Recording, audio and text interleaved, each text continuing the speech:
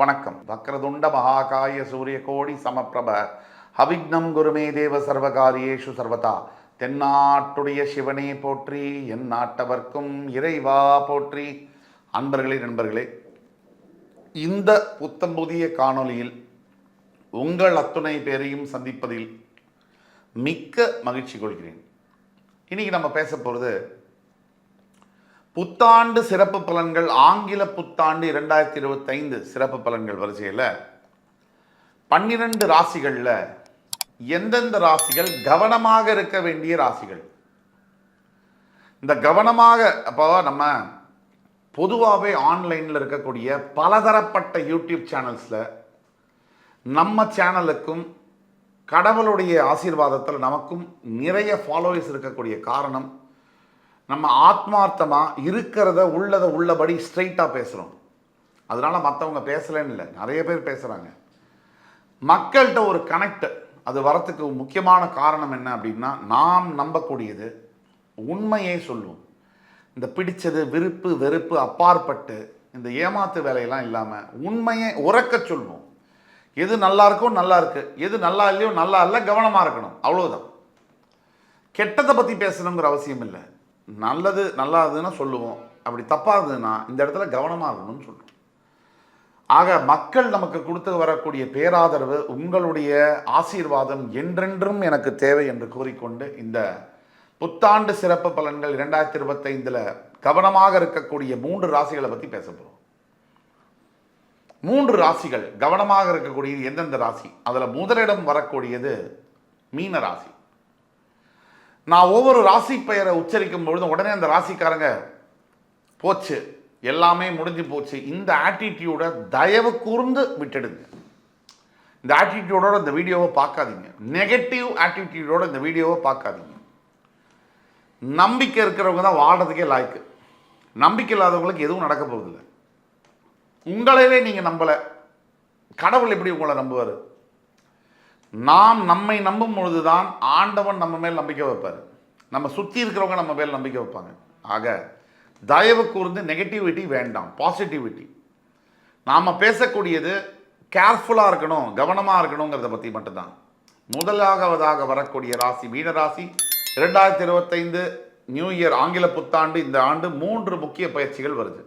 சனி பயிற்சி, குரு பயிற்சி, ராகு கேது பயிற்சி. இந்த பயிற்சிகளில் ரொம்ப முக்கியமாக இருக்க வேண்டிய இந்த ராசிகளில் முதலிடம் வருவது மீனராசி. மீனராசி ஏன் கவனமாக இருக்கணும்?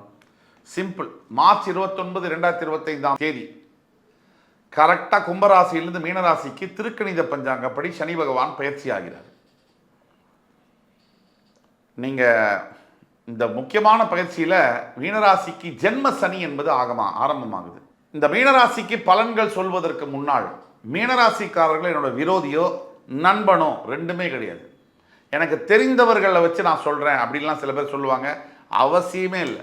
என் தெரிஞ்சவங்களுக்கே கூட நான் அப்படி தான் பேசுவேன். மீனராசிக்கு என்ன நல்லதோ அதை பற்றி பேசுகிறேன். எது உங்களுக்கு சரி வருமோ, எங்கே கேர்ஃபுல்லாக இருந்து ஜெயிக்கணுமோ அந்த வழி தான் நம்ம பேசணும்.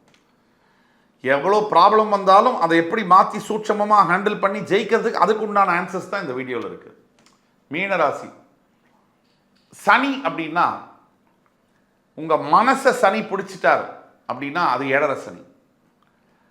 உங்கள் மனசுக்கு அருகாமையில் சனி இருக்காருனாலும் 7.5 சனி. உங்கள் மனசு மேலேயே சனி உட்கார்ந்துட்டார், புத்தி மேலே சனி உட்கார்ந்துட்டார்னா சனி 7.5 சனி, ஜென்ம சனின்னு அர்த்தம்.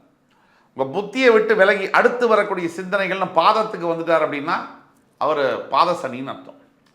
இப்போது மீனராசிக்கு ஜென்ம சனி ஆரம்பம். சந்திரன் எதுவோ அதான் ராசி. அந்த ராசியை சனி பிடிக்கும்பொழுது 7.5 சனி, ஜென்ம சனி ஆகுது. ராசிக்கு பின்னாடி கட்டத்தில் உட்கார்ந்தா விரய சனி, ராசிக்கு அடுத்த கட்டத்தில் உட்கார்ந்தா பாத சனி, ராசியிலேயே உட்கார்ந்தா ஜென்ம சனி. இந்த ஜென்ம சனியானவர் என்ன செய்வார்? சனி ஒரு ராசியை ஏன் பிடிக்கிறார், எதுக்காக பிடிக்கணும்? கோள்கள் பிளானட்ஸுங்கிறது சுற்றிக்கிட்டே தான் இருப்பாங்க, அவங்களோட வேலையாக தான். புவி ஈர்ப்பு சக்தியின் காரணமாக சூரியன் மட்டும் அப்படியே இருப்பார், அவரை நோக்கி எல்லா கிரகங்களும் சுற்றி கொண்டே இருப்பாங்க. இதில் சனி பகவான் 7th ஆர்பிட், சூரியன் இருக்கிற இடத்துலேருந்து 7வது வட்டத்தில் சுற்றக்கூடிய ஒரு கிரகம். இந்த சனி பகவான் சுற்றும் பொழுது அவர் இருள் கிரகமாக பாவிக்கப்படுகிறார், சூரியனோட நிறைய தொலைவில் இருந்து சுற்றுறதுனால. இப்போ சனியுடைய ஆதிக்கங்கள் என்ன, ஆதிபத்தியங்கள் என்ன, சனி ஒரு ராசியை ஏன் பிடிக்கணும்? சனி மட்டுமல்ல, எல்லா கிரகங்களும் ஒவ்வொரு தடவை ஒவ்வொரு ராசியை பிடித்தே ஆக வேண்டும். அதில் சனி பிடிப்பது மட்டும் ஏன் இவ்வளோ விமர்சையாக பேசப்படுது அப்படின்னா, 2.5லேருந்து 3 வருஷத்துக்கு ஒரு தடவை தான் ஒரு ராசியவே அவர் பிடிப்பார். திருப்பி மறுபடியும் இதே ராசியை அவர் பிடிக்கணும், மீனராசினா 30 வருஷம் தேவை. அதனால தான் சனி பெயர்ச்சியாகிறது, சனி ஒரு ராசியை பிடிக்கிறதுங்கிறது அவ்வளோ விமர்சையாக பேசப்படுது. இப்போ சூரியன் சந்திரனெல்லாம் 2.5 நாளைக்கு ஒரு தடவை ஒரு ராசியை பிடிக்கிறாரு. அவர் பிடிக்கிறது ஒரு பெரிய விஷயமா பேசப்படலை. சனி 3 வருஷம் 2.5 வருஷம் ஒரு தடவை பிடிக்கிறதுனால அவருடைய பெயர்ச்சியானது பேசப்படுது. இதுதான் விஷயம். சனி ஒரு ராசியை பிடித்தே ஆக வேண்டும். அது அவருடைய கால நிர்மாணம், அவர் செய்ய வேண்டிய வேலை. அது கோள்கள் எல்லா ராசியும் பிடிக்கணும். அப்போ சனி ஒரு ராசியை பிடிக்கக்கூடிய காரணம் அது அது இயற்கையுடைய நிர்மாணம். அப்படி இல்லைன்னு சொன்னால் இரவு எது பகல் எது, எது எப்போ பிறந்தோம் எப்போ இறந்தோம் எப்போ வாழ்ந்தோம் எதுவுமே தெரியாது. அதுதான் சனி காலன்னு சொல்லுவோம்.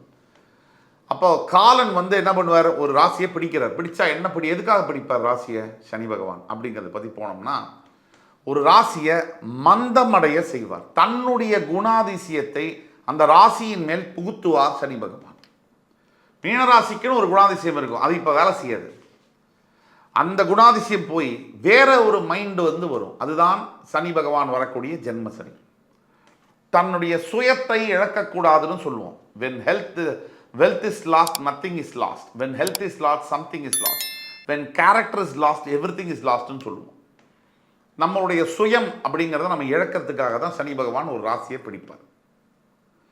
சுயத்தை இழந்தால் என்னாகும், புத்தி வேலை செய்யாது. புத்தி வேலை செய்யலைன்னா எண்ணங்கள் தடுமாறும். எண்ணங்கள் தடுமாறினா வார்த்தைகள்லேருந்து செயல்கள்லேருந்து எல்லாத்துலேயும் தடுமாற்றங்கள் இருக்கும். இப்போ எண்ணம், சொற்கள், எண்ணம், வார்த்தை, செயல்கள் எல்லாத்துலேயும் தடுமாற்றம் இருக்குன்னா வாழ்க்கையில் கண்டிப்பாக தடுமாற்றங்கள் இருக்கும். முடிவெடுக்கிறதுல தடுமாற்றங்கள் இருக்கும். அப்படி இருக்கும்போது முடிவுலேயும் தடுமாற்றங்கள் இருக்கும். இப்போ இதுதான் சனி பகவான் செய்யக்கூடிய டார்கெட்டு. அவருடைய டார்கெட்டு தான், அவரோட அப்ஜெக்டிவ் இதுதான்.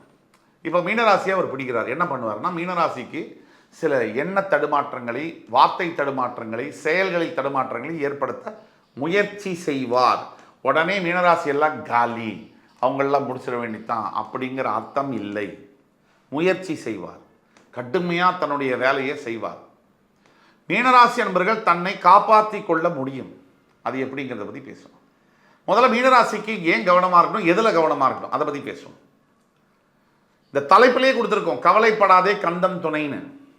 ஏன்னா எல்லா ராசியும் பந்தாடக்கூடியவர் தான் முருகப்பெருமான்.